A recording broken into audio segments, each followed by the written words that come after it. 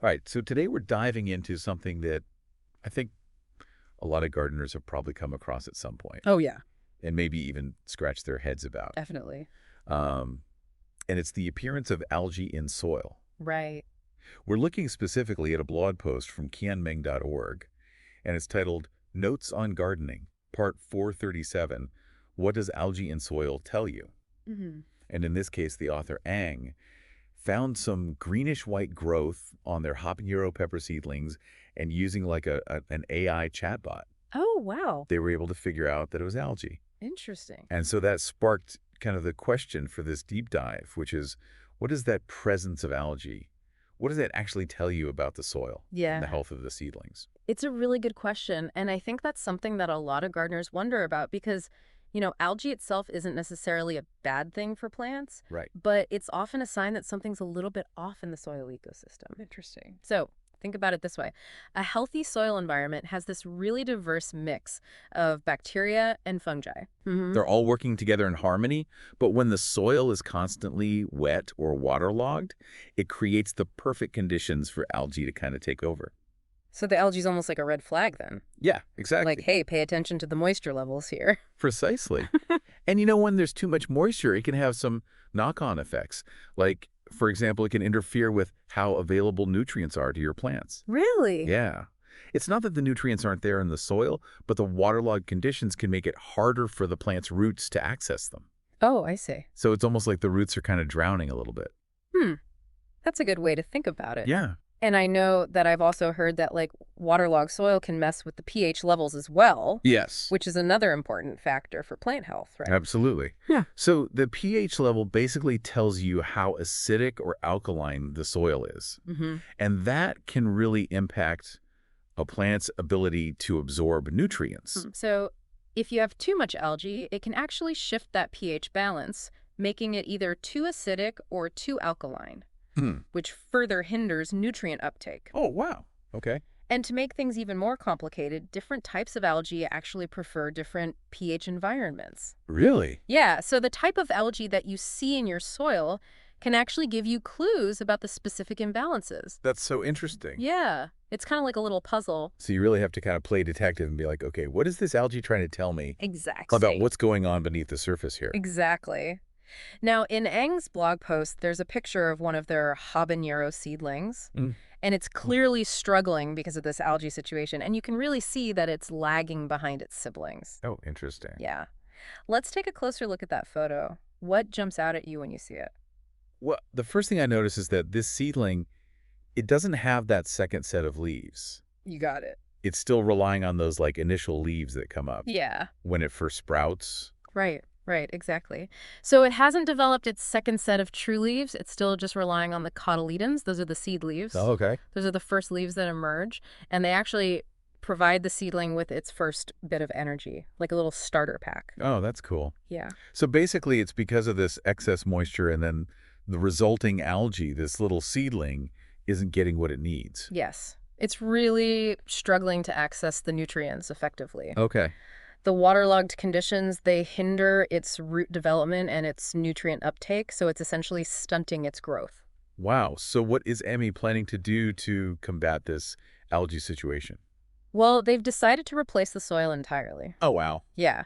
It's a pretty drastic step. Mm-hmm. But in this case, where the soil is clearly out of whack, starting fresh can be the best way to give that seedling a fighting chance. Okay, so they're kind of like hitting the reset button on that whole soil environment. Exactly, a full reset. Interesting. But are there any other solutions, or is that like the go-to solution? Well, there are definitely other solutions depending on, how bad the algae is and the overall condition of the soil. You might be able to improve the drainage, reduce how often you're watering, or even introduce some beneficial microorganisms Oh, to interesting. help restore that balance. Okay. But those strategies often require a little bit more, observation and finesse. So it's really about understanding your specific situation Yeah. and then choosing the approach that's going to be best in your case. Exactly. And that's where things get really interesting because Yeah. each gardening situation is so unique, there isn't really a one-size-fits-all solution. Right. Yeah, it's not like you can just look up in the book and say, okay, this is what I do every single time I see algae. Exactly. And that's why, really understanding what causes the algae to grow in the first place is important. Yeah, so you can actually address the root of the problem. Exactly. You can make these informed decisions about, okay, how am I going to address this and, create a healthier environment for my plants? So what are some of the things that we as gardeners should be thinking about when we do see algae in our own gardens? Okay, well, first and foremost, don't panic. Oh. It's not a death sentence for your plants. It's just a signal, Okay. Take a step back and just look at, how you're watering? Mm-hmm. Are you overwatering? Is the soil draining the way it should? I mean, I know I'm guilty of that sometimes, just thinking, oh, more water, It happens to the best of us. Yeah. But it's important to remember that plants actually need air in the soil Oh, right. just as much as they need water. So if it's constantly soggy. Yeah, if it's constantly soggy, it can actually suffocate the roots and create the perfect breeding ground for that algae. And I imagine the type of soil you're using can play a role too, right? Absolutely. Some soils naturally hold more water than others. Okay. So if you're dealing with algae, it might be worth looking into maybe a soil amendment or switching to a different potting mix that drains better. So it's not just about like fixing that immediate algae problem. Right. It's like thinking long term, like how can I create a better environment for my plants? Exactly. It's about thinking about the long-term health of your plants. And, sometimes that means literally getting your hands dirty. Yeah. Feeling the soil, seeing, how's the texture? Is it moist? Like really paying attention to those cues that your garden is giving you.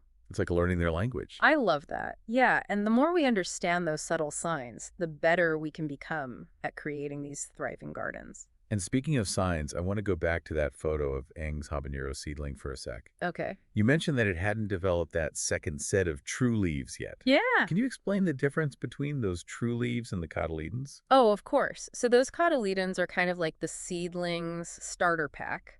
Okay. They have a limited supply of nutrients to get the plant going in those early stages. It's like their first meal. Exactly.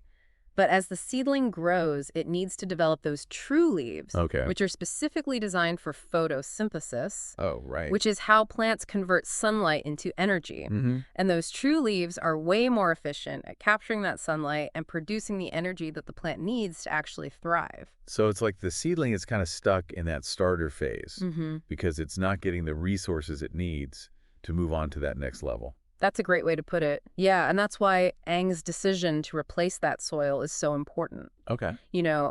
By giving that seedling a fresh start in a healthy environment, they're giving it the chance to catch up and develop those true leaves. Just like giving it a second chance to reach its full potential. Exactly. And it just really shows how important it is to be proactive. Okay. If you can recognize those early warning signs, like, is there algae? Is the plant's growth stunted? You can often address the problem before it gets out of control. And before you have to resort to more drastic measures. Yeah, absolutely. Yeah. It's like you said earlier. Yeah. Like really paying attention and observing what's going on in your garden. Right, exactly. So that you can catch those things early on. And sometimes it's those less obvious clues that can tell us the most. Like thinking back to how Eng used that AI chatbot to actually identify the algae. Oh, yeah, that was super interesting. That was pretty cool, right? It's like we're always thinking of gardening as, it's a very traditional hands-on thing. Yeah. But technology is playing a bigger and bigger part, like AI chatbots, plant identification apps, smart sensors that are monitoring your soil moisture. Right. I mean, all these tools can be so valuable. It's like having a little virtual gardening assistant. Yeah, exactly. And in Eng's case, the AI was able to pinpoint what type of algae it was. Right. Which helped them, figure out what was going on and then decide what to do. So it's not necessarily about like replacing our tools and our hands-on knowledge. Right. It's about using technology to kind of enhance that knowledge. No. I think so. And as technology keeps getting more advanced, who knows what kind of cool applications we'll see in the gardening world. Yeah, it's exciting to think about. Definitely. So as we kind of wrap up our deep dive into algae in the soil, what are some of the key takeaways that our listeners should keep in mind? Well, I think the most important thing to remember is that algae is a symptom, not the cause. It's telling you that something's not quite right in your soil. Usually too much moisture. Exactly. Yeah. 9 times out of 10, it's too much moisture. Yeah. So really pay attention to how you're watering and make sure that soil is draining the way it should. And don't be afraid to really get in there and feel that soil. See what's going on. Is it nice and crumbly, or is it super clumpy and soggy? Exactly. And remember, there are a bunch of different solutions you can try. Yeah. You know, you can tweak your watering, you can amend your soil, or even replace it if you need to. Right. So it really depends on what's going on in your specific situation, and you know what your plants prefer. It's all about observation and experimentation. Absolutely. And you know what? Gardening is a constant learning process. It really is. The more we learn, the better gardeners we become, and our plants are happier for it. It's like we're building that connection with the natural world one plant at a time. I love that. You know, who knows what other interesting things are waiting for us to discover out there in our gardens? Yeah, there's always something new to learn. Exactly. Well, on that note, we'll leave you with this thought. If algae in the soil can tell us so much about the environment, what other secret messages might your garden be sending you? Happy gardening, everyone!